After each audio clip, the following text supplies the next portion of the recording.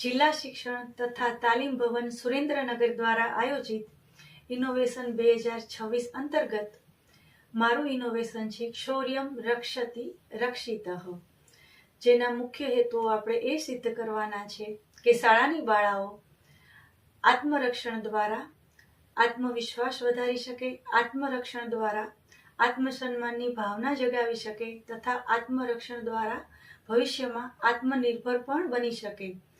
ધોરણ 1 થી 5 માં હસતી રમતી આવતી બાળાઓ જ્યારે ધોરણ 6 થી 8 માં પ્રવેશે છે ત્યારે ઉત્તરોત્તર તેની સંખ્યા ઘટતી જાય છે. ખાસ કરીને વાડી વિસ્તાર તથા અંતરિયાળ વિસ્તારોમાંથી આવતી બાળાઓનો ડ્રોપઆઉટ રેશિયો વધારે પ્રમાણમાં જોવા મળે છે. તેનું એક મુખ્ય કારણ એ પણ હોઈ શકે કે માર્ગમાં તેમને કોઈ અસામાજિક તત્વોની પજવણી થતી હોય અથવા તો સહશિક્ષણ વર્ગ વ્યવસ્થા દરમિયાન સ્ત્રી સહજ સંકોચ થતો હોય.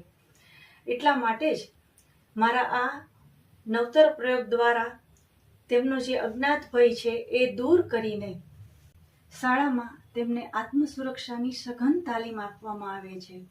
તેમના શરીરને સુદૃઢ બનાવવા માટે થઈને ફેન્સિંગ, લાઠીદાવ, કરાટે, કુસ્તી જેવી મલ્લવિદ્યા શીખવવામાં આવે છે અને સાથે સાથે શરીરમાં ઉર્જાનો નવસંચાર થાય તેના માટે વિવિધ યોગિક ક્રિયાઓ જેવી કે ત્રાટક ધ્યાન વિદ્યા તથા શબ્દભેદી શ્રવણ વિદ્યા વગેરે પણ શીખવવામાં આવે છે. શબ્દભેદી શ્રવણ વિદ્યા તથા ત્રાટક ધ્યાન જેવી યોગિક ક્રિયાઓ પણ તેમને શીખવવામાં આવે છે. શાળાની બાળાઓ પોતાના શરીરમાં થતા હોર્મોનલ ચેન્જીસને સમજી શકે, તેના પ્રત્યે સજાગતા કેળવીને તથા તેમને જે કંઈ ગાયનિક ઇસ્યુઝ થતા હોય તેના પ્રત્યે પણ સભાનતા કેળવીને શાળામાં થતી વિવિધ પ્રવૃત્તિઓ સાથે સંલગ્નતા કેળવી શકે.